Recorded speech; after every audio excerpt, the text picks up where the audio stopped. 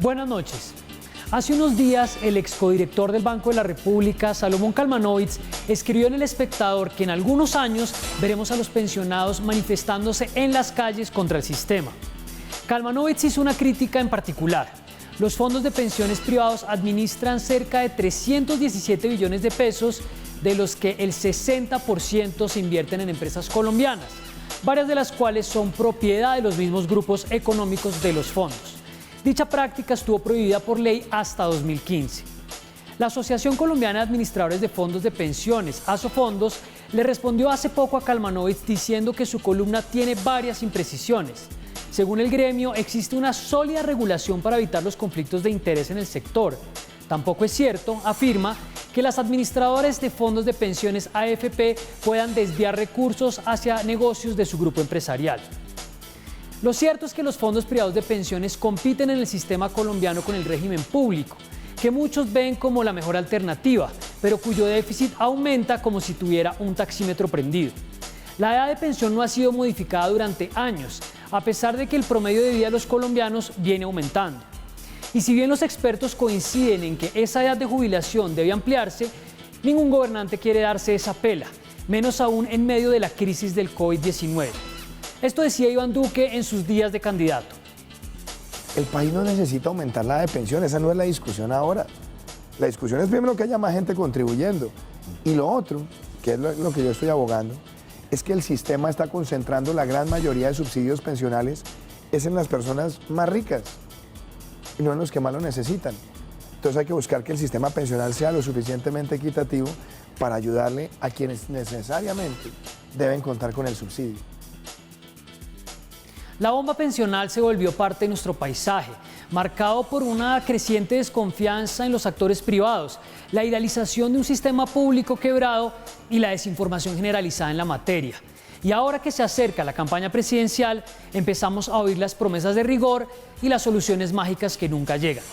Para hablar de este tema, hoy nos acompañan la vicepresidenta jurídica de Asofondos, Clara Elena Reales, y el profesor de Economía, Oliver Pardo. Entramos en Zona Franca.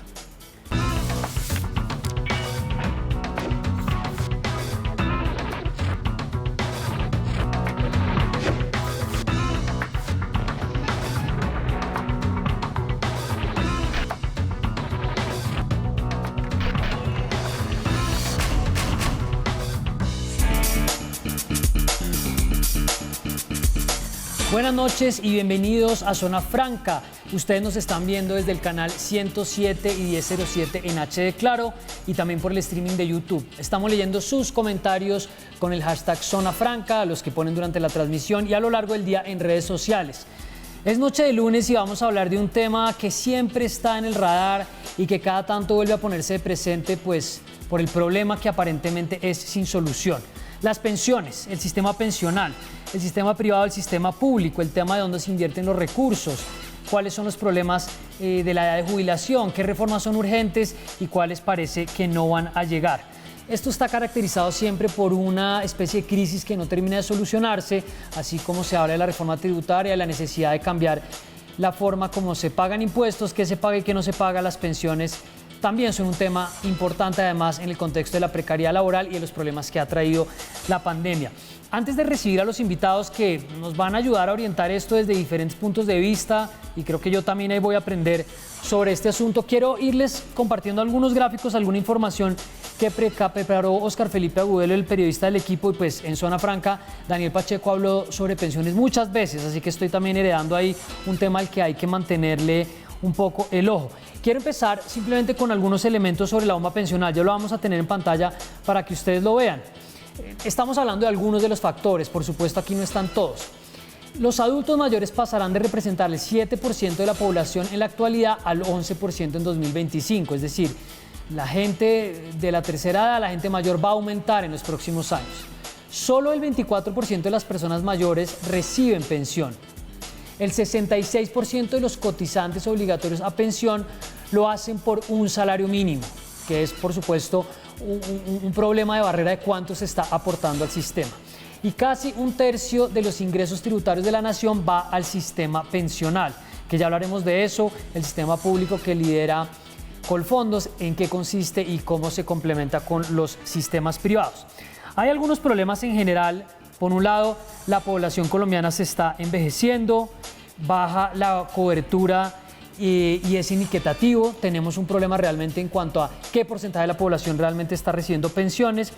Hay 10 cotizantes por un pensionado, es decir, está cotizando muchísima gente por los pensionados que están en el sistema y hay pocos trabajadores que estén cotizando y eso no está aumentando, también relacionado directamente con la precariedad laboral.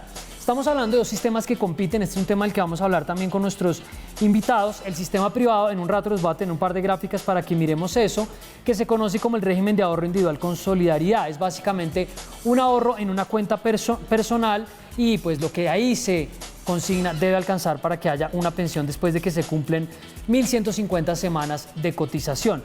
Por el otro lado está el sistema público, régimen de prima media, que es el que maneja Colpensiones. Ahí ya tenemos donde se habla de 1.300 semanas o 25 años. La mesada está entre el 65% y el 80% de los aportes, el promedio salario de últimos 10 años cotizados o promedio salarial de toda la vida laboral. Es un sistema público y subsidiado, como les decía, y la edad mínima está en 62 años para los hombres y 57 para las mujeres, en contraste con el sistema privado que no exige o donde no está establecida una edad mínima. Les voy a mostrar en un rato cuando tengamos el del privado, porque empezamos el programa con algunos de los gráficos por terminar que ya me los van a anunciar acá. Pero un último dato que quiero contarles antes de recibir a los invitados es lo que cuesta el pago de pensiones al Estado como una proporción porcentual del PIB. En España estamos cerca del 10%, Argentina 4,7%, Colombia 4% y Brasil 3%. De manera que estamos, como decía en la introducción, a puertas de que empiece una nueva campaña presidencial, donde entre otras cosas se va a prometer soluciones a esto, donde se van a plantear mensajes como el que decía el presidente Iván Duque en campaña, y era que no era necesario aumentar la edad de jubilación, que como dicen varios expertos, y de nuevo lo señalaba en la introducción al programa, es necesario. El problema de que sea necesario contrasta con que es una población mayor que no tiene, digamos, unos recursos adecuados y que además pues viene de lo que ha sucedido durante la pandemia en una precariedad laboral y una situación de fragilidad mayor. Me dicen que ya tenemos el régimen privado, solamente para retomar lo que les estaba diciendo hace un rato, el capital requerido al menos 1.150 semanas, 22 años, la mesada está sujeta a capital mínimo, aportes más rendimientos financieros acumulados, y la edad mínima no exige en algunos casos. Entonces estamos básicamente hablando de dos sistemas que compiten entre sí, que como ya nos van a señalar nuestros invitados, no es tampoco común en América Latina que exista eso, y pues que ustedes han visto en redes sociales que usualmente se dice, no, es que la solución es el sistema público, no, es que realmente es el sistema privado, y estamos también en un contexto de desinformación y de duda y de desconfianza, como en muchos otros temas de los que hablamos acá, pues grande, que sin duda hace que sea más difícil proponer una solución, o que al menos los políticos sean un poco más reticentes a aventurarse con algún tipo de propuesta que, pues al parecer, debe hacerse pronto. Y con esto quiero darle la bienvenida a mis dos invitados. Está con nosotros Clara Elena Reales, es abogada de la Universidad de los Andes y máster en Derecho de la Universidad de Harvard. Es constitucionalista, trabajó en la Corte Constitucional y es hoy vicepresidente jurídica de Asofondos. Clara Elena, bienvenida a Zona Franca. Carlos, buenas tardes. Muchas gracias por la invitación. Espero que este programa nos ayude a ustedes y al público en general a entender un poco cómo funciona realmente el sistema de pensiones, cómo funciona el tema de inversiones en los fondos de pensiones, que se ha creado más ruido del que de verdad debería existir, sí, y podamos ser una fuente de educación financiera para todos sus televidentes. Así es, y pues creo que de paso también yo voy a aprender sobre este tema, y la idea es que podamos tener los dos puntos de vista en el contexto de algunas de las cifras y las cosas que veníamos hablando. Está con nosotros también Oliver Pardo, es doctor en Economía de London School of Economics, profesor de la Facultad de Ciencias Económicas de la Pontificia Universidad Javeriana. Oliver, bienvenido a Zona Franca.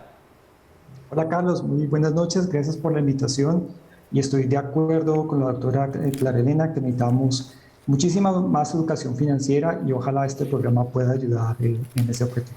Bueno, yo les decía a los televidentes en la introducción que esto volvió a abrirse a raíz de la columna que escribió el excodirector Salomón Kalmanovitz, que estaba referida a un punto del que quisiera hablar más adelante, que es la inversión de los recursos, que creo que ya vamos un poco más a un detalle. Pero antes de meternos en eso, que mereció una respuesta de Asofondos, donde se dice que hay imprecisiones y que se está planteando el debate de manera equivocada, quiero que tengamos primero una mirada general del problema que estamos enfrentando, de las características, el diagnóstico que ustedes harían de los problemas que enfrenta el sistema pensional. Clara Elena, empiezo con usted. El diagnóstico, bueno, desafortunadamente tenemos un sistema que pensiona muy pocas personas, independientemente de que tengamos un sistema en el que compiten dos regímenes que tienen una fuente de financiación distinta para las pensiones de vejez. El gran problema de nuestro sistema pensional es que pensiona muy poca gente.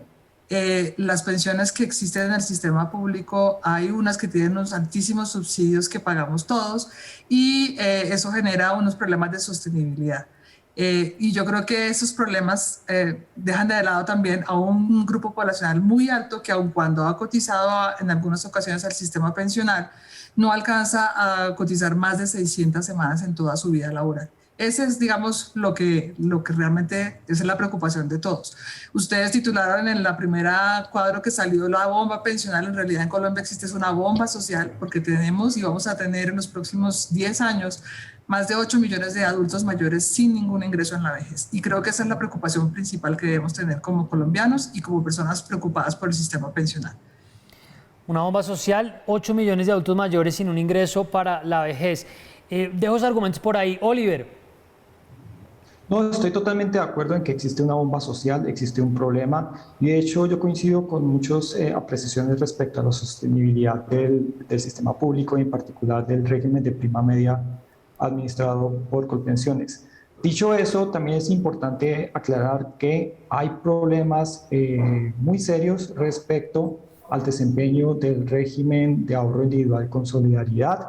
Las personas que van a quedarse en este régimen van a resultar decepcionadas por la pensión que van a obtener y en principio también llegaría a decir que en el problema de régimen de ahorro individual existe el mismo problema de régimen de prima media y es que el colombiano promedio no va a alcanzar a pensionarse ni en un régimen ni en el otro.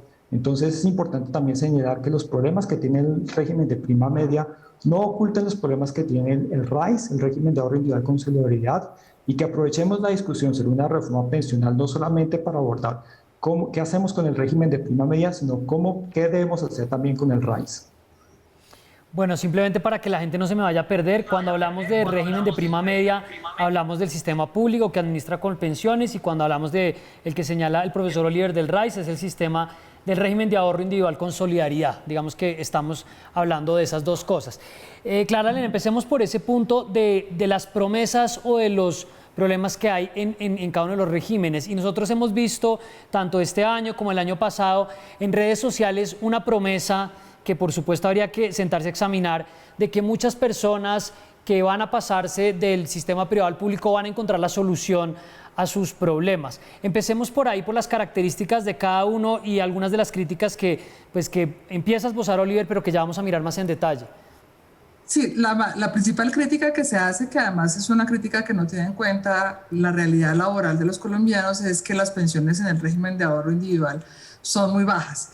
La realidad es que no es cierto, digamos, eso no es cierto porque la mayor parte de nuestros cotizantes en el régimen público y en el privado, es el 80% de los colombianos cotizan por menos de 2 salarios mínimos. Eso hace que las pensiones en general estén en ese rango, entre un salario mínimo y 2 salarios mínimos.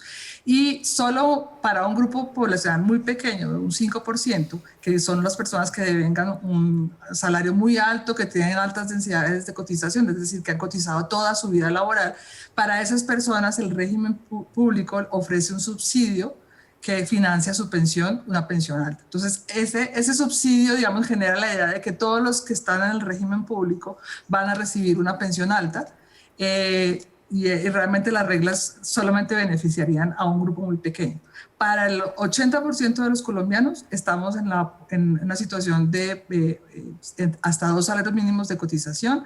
Para ese grupo poblacional, realmente el régimen privado ofrece una alternativa mucho más viable porque les exige menos semanas de cotización, se alcanza más o menos el mismo monto de mesada pensional en los dos regímenes y eso hace pues que haya una tergiversación cuando las personas van a solicitar la devolución, devolverse al régimen de prima media, a Colpensiones, siempre están aspirando a obtener una mesada más alta, pero ese no es el único factor que deben tener en cuenta. Deben tener en cuenta el número de semanas cotizadas, la posibilidad real de alcanzar las 1.300 semanas, que es el porcentaje, el número de semanas básicas que debe tener para alcanzar una pensión, y ver si esa es la realidad. Desafortunadamente, nuestro sistema legal estableció que faltando 10 años para pensionarse, para alcanzar la edad de pensión, la persona tiene que tomar una decisión, la última decisión de en dónde se quiere pensionar. Y esa decisión pasa por unos grados de incertidumbre, porque la persona no sabe si va a tener trabajo o no en los siguientes años, si de pronto faltándole 2 años para pensionarse se casa con una mujer de 20 años menor, en el régimen privado la edad del cónyuge sí afecta la mesada pensional. Sí. Y otros factores que no son tenidos en cuenta por quien toma la decisión, solo basado en lo que le dicen desafortunadamente familiares. Muy rara vez acuden expertos. La mayoría de los consejos son dados por particulares que no tienen conocimiento ni de la historia laboral de la persona ni del sistema pensional. Profesor Oliver, hay una serie de críticas, una de las cuales planteaba Clara Elena sobre que hay una realidad, o aparentemente se afirma que en el sistema privado va a haber una pensión más baja, e incluso esto en lo que se debate en redes sociales termina en que esa plata se va a perder, en que eso no está ahí. ¿Qué podemos decir desde la perspectiva suya de las críticas que hay al régimen privado antes de meternos un poco en el público y hablar del tema de las inversiones? No, debo decir primero que el colombiano promedio, que generalmente devenga alrededor de un salario mínimo, ese colombiano no va a poder pensionarse, ni en el régimen público ni en el régimen privado. Dicho eso, yo estoy de acuerdo que para ese colombiano promedio es mejor el régimen privado de pensiones. ¿Por qué? Porque básicamente al no alcanzar los requisitos para poder pensionarse, el régimen privado le ofrece una alternativa mejor. Pero esto no puede ocultar el hecho de que el régimen privado tiene muchos problemas, comenzando precisamente por el hecho de que una persona ha venido cotizando ocasionalmente, no con la frecuencia que debería, pero finalmente no tiene más opción que retirar su saldo, que tiene la ventaja de que tiene ciertos rendimientos financieros.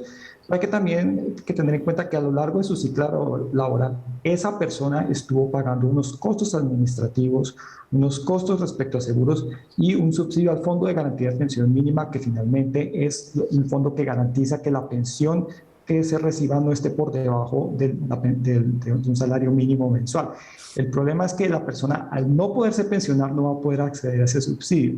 Entonces, el problema básicamente radica en que la persona que está en el promedio, que está en el régimen de ahorro individual, que es lo que le conviene, va a estar cotizando el 16% de su salario al régimen de ahorro individual, pero a su cuenta de ahorro individual solamente va a estar ingresando el 11.5% de su salario. ¿Por qué? Porque esos otros 4.5 puntos porcentuales van a terminar, no van a terminar en su cuenta de ahorro individual. Y eso también es un problema muy grande, porque finalmente es gente que, a pesar de que uno puede argumentar de que el RAIS es mejor para ellos, claramente su situación es muy precaria y es injusto que esa persona esté subsidiando a los pocos afortunados que sí logran pensionarse. Es decir, acá hay unos subsidios no solamente a los más pobres, a los más ricos en el régimen de prima media, sino que también hay un subsidio a los más pobres, a los más ricos en el régimen de ahorro individual con solidaridad. Entonces, si entiendo bien, tengo que ir a una pausa, pero para resumir esa parte del argumento que usted hace sobre el sistema privado es que hay un porcentaje de lo que aportan los trabajadores que si ganan menos de 2 salarios están mejor en el sistema privado, pero esa parte de ese porcentaje no lo terminan viendo, se termina yendo de lo que ellos finalmente pueden ahorrar. Lo voy a dejar ahí en punta porque quiero ir a una pausa. Antes voy a compartir con los televidentes una nota que hizo Oscar Felipe Agudelo en La Calle sobre la historia que muchas personas se sentirán identificadas. Vamos a verle y vamos a una pausa.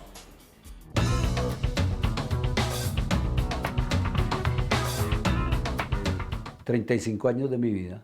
Don Félix ya está en edad de jubilación, pero no tiene pensión. Su esfuerzo como vendedor informal de perros calientes no sirvió. Aquí duré trabajando 15 años consecutivos, de 7 de la noche a 4 o 5 de la madrugada. En Colombia, aproximadamente solo 1 de cada 3 colombianos en edad de jubilación tienen una pensión.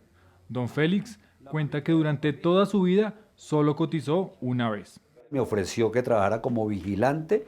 Yo decidí en ese mismo momento ensayar, a ver cómo me iba a ir. Me fue bien, gracias a Dios. Duré 1 año trabajando.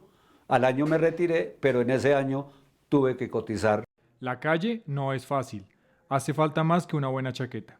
El tiempo cobra también el tiempo, el frío, las heladas en la madrugada, los momentos de los fuertes aguaceros de Bogotá. Cuando se está en la informalidad casi toda una vida, cotizar para una pensión se hace complejo. Las ganancias apenas alcanzan para lo básico. Más bien por falta de economía no puedo comerme unas verduras, algunas vainas, me toca almorzar lo que haya que almorzar. A nosotros nos dicen los médicos que tenemos que desayunar a las 7, almorzar a las 12 y comer a las 6. Entonces yo a veces desayuno a las 11, a veces almuerzo a las 3 o 4 de la tarde o no almuerzo. Nos lleva al lugar donde vendió sus perros calientes los últimos 15 años. El año 2020 hacia atrás podríamos contar unas 5.000, 6.000 personas durante el día. Ahorita yo puedo decir que no hay de 1.500 personas o 1.000 personas que transiten y no se detienen ni a comprar ni a consumir. ¿Me comprar un perrito caliente? Tampoco, ya no comen ni perro caliente. Ahora con las calles vacías, permanece en su casa del barrio Lomas, al sur de la ciudad. O en ocasiones visita otros vendedores informales para asesorarlos. Mientras vuelve a la calle, nos cuenta el estado actual de su carro. Toca ponerlo bien elegante, toca ponerlo bien bonito para volver a iniciar lo que la alcaldesa Claudia López declaró en Bogotá con un decreto, la reactivación económica. Luego de tantos años de trabajar pero no cotizar, no titubea en aconsejar a sus 3 hijas y sus 13 nietos. Papi, buenos días. Hola mami, buenos días.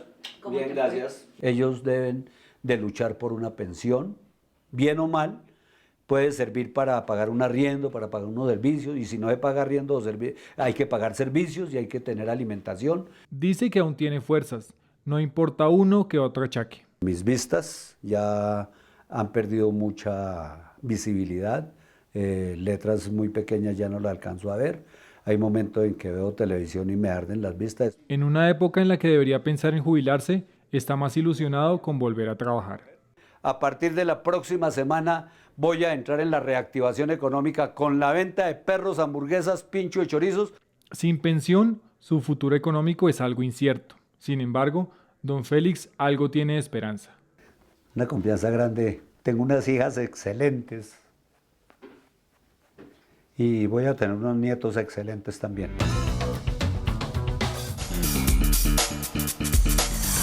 Seguimos en Zona Franca desde Plaza Claro. Estamos hablando con Clara Elena Reales, la vicepresidenta jurídica de Asofondos, y con el profesor de la Universidad Javeriana, Oliver Pardo.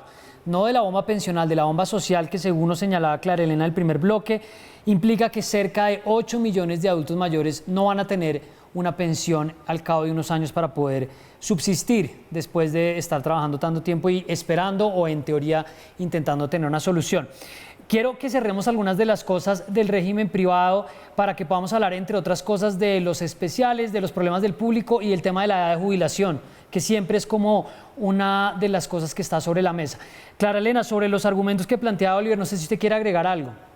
Sí, quiero hacer unas precisiones. Digamos, él menciona que la comisión que cobran las administradoras es muy alta y que ese 1.5% que se va al Fondo de Garantía de Pensión Mínima no lo van a ver los afiliados del régimen privado.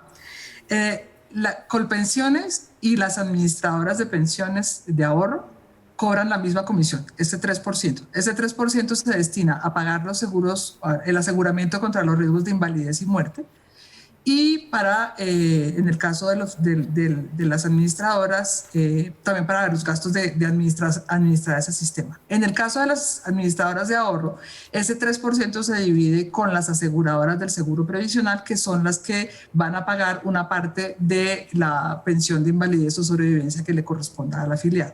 Pero entonces, en la práctica cobran lo mismo, de hecho, las administradoras de ahorro cobran mucho menos que Colpensiones, pero el aseguramiento para riesgos de invalidez, vejez y muerte está cubierto en los dos sistemas. Cuando el doctor Oliver se refiere al tema del 1.5% del Fondo de Garantía de Pensión Mínima, eso es un fondo que se creó, es un fondo de reparto muy parecido a lo que tendría un régimen como el de Colpensiones, pero está dirigido a subsidiar en capital a aquellas personas que alcanzan el número de semanas requeridas, pero no alcanzan el capital necesario para financiar una pensión de salario mínimo. Ese subsidio que él critica se va del propio afiliado que ha hecho ese ahorro para financiar la pensión de los trabajadores de menores ingresos dentro del sistema. No es un subsidio que uno diría va a los de mayores ingresos, porque para los de mayores ingresos este subsidio no aplica solamente para quienes, teniendo el número de semanas y la edad requerida, no alcanzan a tener el capital necesario para financiar una pensión. Y eso, digamos, eso garantiza que muchos trabajadores que al principio, cuando hacen la cuenta y multiplican cuánto es el salario mínimo por 22 años de cotización, pues dice, pues no me va a alcanzar. Ese fondo pone toda la plata que hace falta para financiar esa pensión de manera vitalicia. Esa sería la primera precisión. Estoy de acuerdo que, digamos, que tanto el régimen público como el de ahorro requieren ajustes para que cada día haya más colombianos que gocen de una pensión en la vejez. Y pues eso, pues hay de todo, tanto temas que favorezcan que haya mejores inversiones por parte de las administradoras para generar mayores retornos, que haya, posiblemente en algún momento tendrá que haber un cambio de edad, porque no hay suficientes trabajadores cotizando, a pesar de que tú, Carlos, dijiste al principio que había 10 trabajadores por cada pensionado. Eso sería solo cierto si todos los 10 trabajadores cotizaran formalmente al Sistema General de Pensiones. Desafortunadamente, por la informalidad, solo 2 personas por cada pensionado están cotizando al sistema, y eso hace que nosotros tengamos un grave déficit de recursos para financiar las pensiones en el sistema, sobre todo en el sistema público. ¿Sí? Claro, ahí hay un tema entre teoría y práctica de las cifras que nosotros sacamos de algunos estudios como de Desarrollo. Ya le voy a dar la oportunidad, Clara, para que sigamos complementando, pero le quería sumar, Oliver, a lo que estamos discutiendo, la crítica que señalaba, y ya vamos a hablar también sobre el tema de la pensión, por supuesto, la crítica que hacía el profesor Kalmanovitz en la columna del Espectador hace un par de semanas, y es las restricciones que se levantaron en 2015 para las inversiones que hacen las AFP. Quiero que usted me diga qué opina de lo que plantea el profesor Kalmanovitz y si ahí realmente hay un problema que tendríamos que estar mirando en mayor detalle. Gracias, Carlos. No, creo que ya focalizándonos en el tema del régimen de ahorro individual, enfrentamos una situación donde básicamente 2 administradores de fondos de pensiones dominan casi la totalidad del mercado. Prácticamente lo que tenemos es un duopolio. Y peor aún, esas administradoras de fondos de pensiones hacen parte de ciertos conglomerados financieros. Y naturalmente el hecho de que hagan parte del mismo conglomerado financiero puede generar conflictos de intereses. ¿En qué sentido? Cuando ellos administran el dinero de otras personas, su objetivo debería ser buscar el máximo retorno al menor riesgo posible. Desafortunadamente, las AFP se pueden enfrentar a la tentación de invertir, en hacer inversiones más riesgosas o menos rentables, dado que es una forma relativamente barata de financiar las inversiones de las empresas de su propio conglomerado financiero. Entonces, de hecho, hasta el 2015 este tipo de prácticas estaba completamente prohibido. Desafortunadamente, en el momento en que comenzaron a relajarse estas restricciones, columnistas como José Roberto Acosta señalaban el conflicto de intereses. Desafortunadamente, es solamente hasta ahora como que caemos en cuenta de los conflictos de intereses, le estamos prestando atención a los conflictos de intereses que genera esta permisividad por parte de la reglamentación colombiana, y yo creo que sí hay fundamentos para estar preocupados. Por ahora no ha habido ningún desastre financiero, pero debemos estar muy alerta sobre la forma como las AFP manejan nuestro dinero, porque corremos el riesgo de que se hagan inversiones aún más riesgosas y que pueden terminar en un descalabro financiero que perjudique a los propios cotizantes. Elena, sobre ese punto, que además durante la pandemia se oyeron críticas de que se reportaban utilidades que hubieran podido ser mayores, ¿eso fue un elemento también de debate usual durante estos meses? Pues, digamos, yo quiero responderle al profesor Oliver, no es cierto que, digamos, cuando se está manejando el tema de inversiones a nivel mundial, hay unas reglas sobre manejo de conflictos de interés. Las legislaciones pueden optar por prohibición absoluta o por administración de esos conflictos de interés, y se hace porque principalmente no hay suficientes empresas que califiquen de manera alta y que le ofrezcan a los afiliados o a los inversionistas los retornos, la relación retorno-riesgo adecuada para garantizar mejores rendimientos. Y en esa medida, debido a que hay un número reducido de empresas buenas, pues se ha establecido como regla que puedan invertir en vinculadas hasta un porcentaje mínimo máximo del portafolio que administra. En Colombia, desde el 94, existe esa regla. La única administradora que constituía un grupo, porque la prohibición era para quienes tenían un grupo donde había una entidad controlante, es la administradora que está vinculada al grupo aval. Y respecto de las inversiones que se han calificado como que las hizo esa administradora, revisadas las propias cifras que presenta el portal que se ha utilizado en las columnas del doctor Kamanovich y de otros columnistas, esa administradora no ha invertido nunca.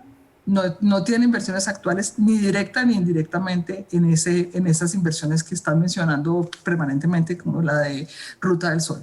En Ruta del Sol, por ejemplo, se habla como si Ruta del Sol fuera una única concesión. Son 3 concesiones. De esas 3 concesiones, las administradoras solo han invertido en Ruta del Sol 3, en donde no hay el escándalo de corrupción que afectó la Ruta del Sol 2 y donde los retornos para los afiliados han sido adecuados. El régimen de inversiones de las administradoras es sólido, es transparente, garantiza que haya un manejo adecuado al conflicto de interés, evita la concentración, evita el control de parte de accionistas o personas naturales que quieran interferir en ese régimen de inversiones, y está orientado a maximizar el ahorro pensional. No va a beneficiar a los particulares. Las inversiones que se hacen a precio de mercado, por lo tanto no es un crédito más barato, además no son crédito. Cuando uno hace una inversión se vuelve propietario en parte de una empresa, por lo tanto no estamos hablando de préstamos como tal, sino de inversiones en donde nuestros afiliados son accionistas de esas compañías, se benefician de esos rendimientos que generan esas compañías y tienen, digamos, los rendimientos que generan ese ahorro, que han logrado que hoy estamos hablando de 331 billones de ahorro de los afiliados. Entonces yo sí creo que se ha tergiversado, yo creo que sí es enredado un poquito el sistema de inversiones, pero también creo que hay un poco de mala fe en la fuente inicial de esa información, en donde se presenta como si hubieran ocurrido en el mismo rango de tiempo las inversiones, proyectos que no están asociados, y se califican bajo la misma regla inversiones de distintas administradoras. Antes de irnos a la pausa, le quería preguntar a Oliver sobre este punto. También hay una duda acerca de cómo se eligen los miembros de la Junta Directiva, que en últimas toma las decisiones de cómo se invierte, que creo que ese puede ser un punto que, por supuesto, Clarena después le puedo dar la palabra si lo quiere complementar. Pero ¿usted siente, Oliver, que ahí puede haber un problema adicional frente a las decisiones que se toman, a quiénes son los que están dando esa orden y cómo puede terminar afectando los fondos de los ahorradores? Gracias, Carlos. Sí, efectivamente, en términos de la administración, de las administradoras de fondos de pensiones, existe un problema de gobernanza. En principio, nosotros los afiliados tenemos la posibilidad de elegir como representante un miembro en la junta directiva. Esto desafortunadamente no se le hace mucha publicidad. Cada 2 años al menos las AFP hacen una convocatoria para que los afiliados puedan elegir un representante en la junta directiva.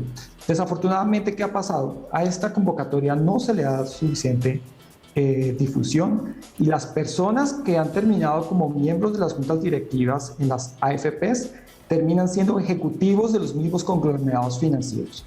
Esto es un escándalo. Esto es un escándalo, no hay razón ¿cómo es posible que la superintendencia financiera no esté encima de estas personas y avale semejantes nombramientos que claramente representan un conflicto de intereses? Es muy importante que los afiliados hagamos mucha más presión y estén mucho más al tanto de nuestros derechos para que en las juntas directivas estén representados nuestros intereses y no los intereses de los conglomerados financieros. Vamos a ir a una pausa. Clarena, le voy a dar la palabra para cerrar ese punto, a ver si nos ocupamos de otros temas clave de esta discusión. No se muevan, ya regresamos. Okay.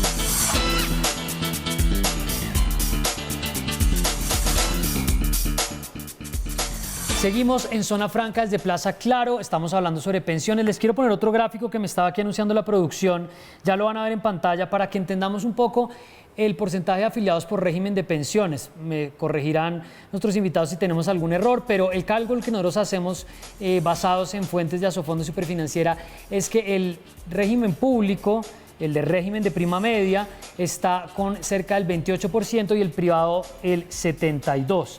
Y eso pues creo que también da una mirada de cómo están las discusiones más en un sector que en otro.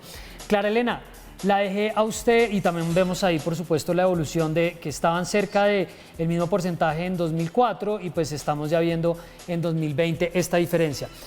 Clara Elena, la dejé a usted con la palabra si quiere complementar algo sobre lo que veníamos hablando y quiero aprovechar para sumar algo más, me quedan un poco menos de 15 minutos, sobre el tema de la edad de pensión, que es algo que el presidente evadió como candidato y que no pareciera que se va a poner sobre la mesa en lo que queda de este gobierno.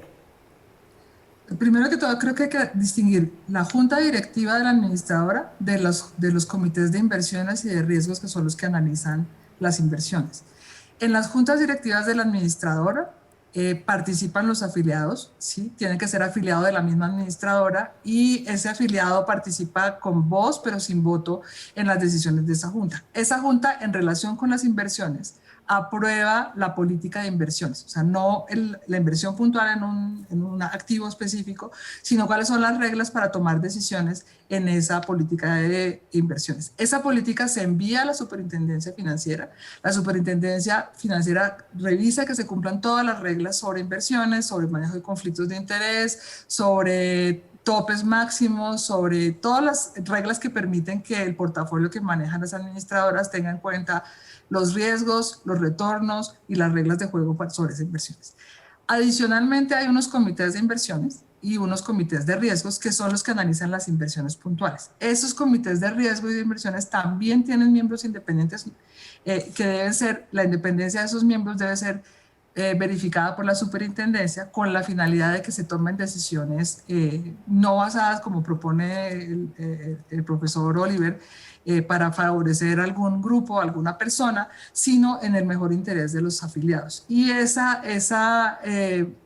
está garantizado porque los miembros de esos comités comprometen su responsabilidad personal si toman decisiones contrarias a las reglas que se han aprobado y que se han vigilado. Adicionalmente, tienen que enviar información diaria y permanente a la superintendencia y hay un reporte y un control de las inversiones que hace que sea imposible realmente que las inversiones puedan ser dirigidas o que haya desviación de recursos o que se venda o se compre acciones por debajo de la mesa y no de manera pública. Clara Elena, le quisiera añadir una cosa corta y tenemos un proyecto de ley al que, si no estoy mal, le falta solamente la sanción presidencial, donde se establece que las AFP deben invertir por lo menos el 3% en empresas colombianas. Quería de paso que nos contara qué opina de eso. Eso sí es un proyecto de ley que salió en el Congreso que obliga a las administradoras de fondos de pensiones a invertir el 3% del fondo administrado en fondos de capital o de deuda que tienen en Colombia. Pero estableció además una regla adicional que eso ayuda un poquito a que el gobierno establezca los criterios de riesgo-retorno que deben cumplir esos fondos de capital o fondos de deuda para que le ofrezcan a los afiliados el retorno adecuado.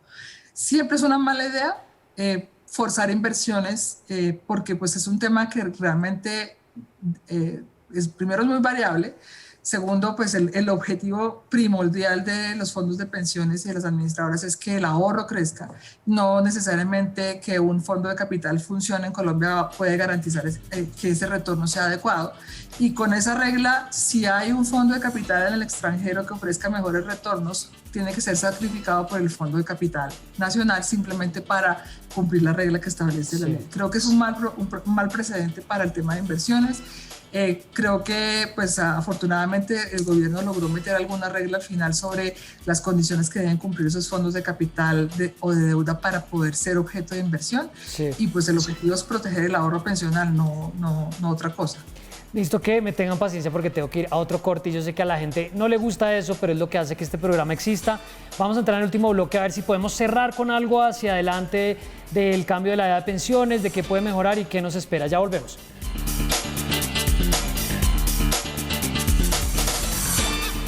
Seguimos en Zona Franca desde Plaza Claro, entramos en el último bloque, se nos van a quedar varios temas por fuera, pero creo que estamos tratando de orientar desde dos perspectivas distintas la mirada sobre el problema de la crisis pensional o la crisis social que enfrenta el país.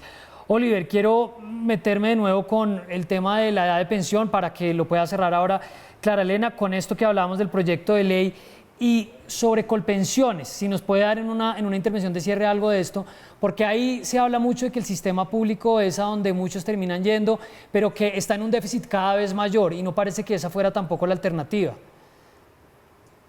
No, sin duda la duda, yo creo que uno no puede discutir que el régimen de prima media administrado por Colpensiones tiene un problema, que en este momento no es tan grande como a veces se quiere aparentar cuando tratan de mezclar datos del régimen de prima media de Colpensiones mezclados con datos sobre regímenes especiales como magisterio y fuerzas militares. Entonces, creo que primero hay que separar los temas de regímenes especiales, que es una alternativa distinta a la de Colpensiones y a la de las AFP, y es un tema que también requiere debate.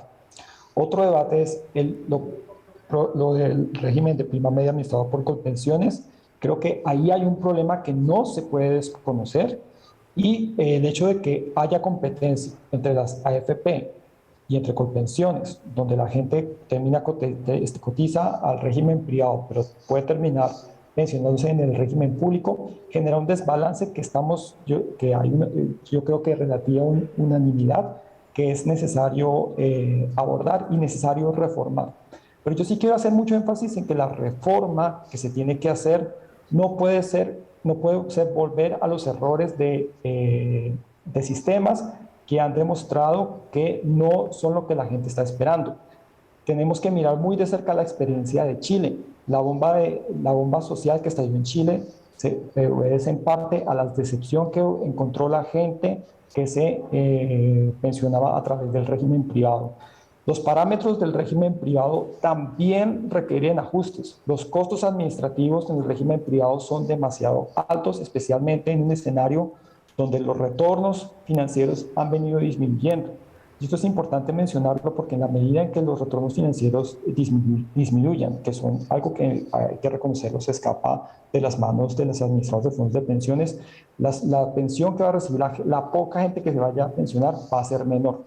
A eso hay que sumarle la bomba social de la gente que no se va a pensionar.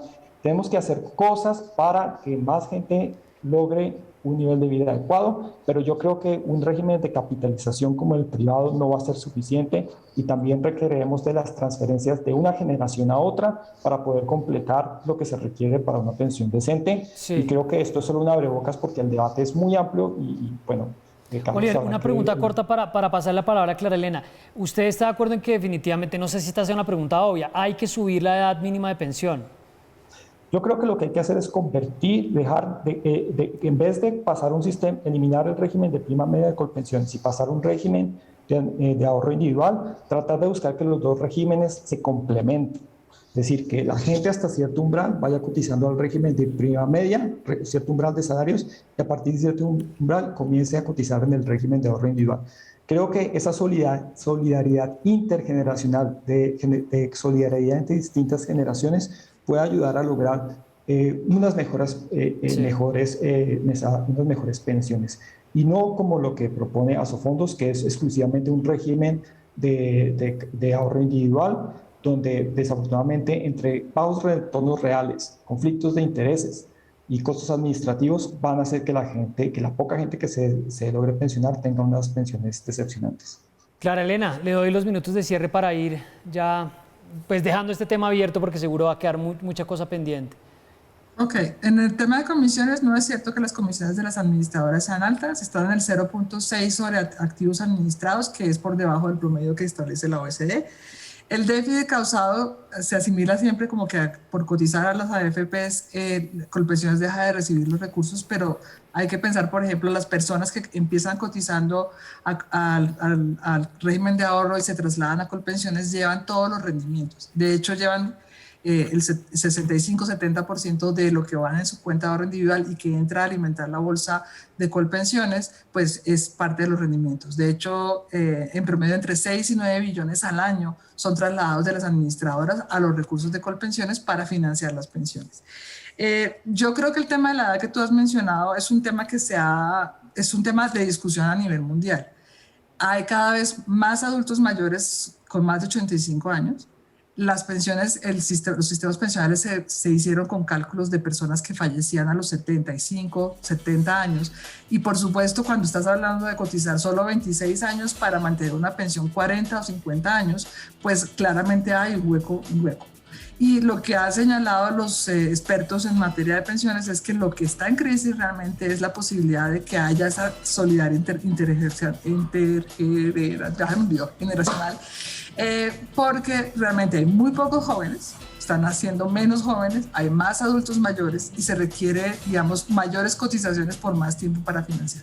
Creo que Oliver plantea una cosa interesante y es que sí, y también estamos de acuerdo nosotros, debe haber una mezcla de los dos. O sea, no es posible, por el tema del envejecimiento de la población, estar solamente en un sistema de reparto que hable de la solidaridad intergeneracional, ni tampoco uno solo de ahorro, porque el ahorro también requiere compensar a aquellos trabajadores que tienen menos estabilidad laboral y tienen que dar algún tipo de subsidio. Creo que en el régimen actual existe una mezcla, en el régimen de ahorro existe una mezcla a través del Fondo de Garantía de Pensión Mínima, pero eso se tiene que potenciar para que más colombianos tengan su pensión. Y por supuesto, en lugar de competir, deberíamos estar complementando los dos sistemas. Clara Elena Reales es vicepresidente jurídica de Asofondos. Clara Elena, siempre me voy un poco con esta frustración de que se quedan cosas abiertas, pero seguiremos hablando. Es el primer programa que yo hago sobre esto, entonces nos vamos a conectar con esta conversación para seguir adelante. Gracias por pasar por Zona Franca. Con mucho gusto. Profesor Oliver Pardo, gracias a usted también. Creo que nos dio también una perspectiva interesante y creo que lo vamos a tener más adelante para seguir hablando de estos temas. Muchísimas gracias, Carlos, por la oportunidad. A ustedes, gracias. Descansen. Mañana festivo. Nosotros nos volvemos a ver el miércoles. Chao.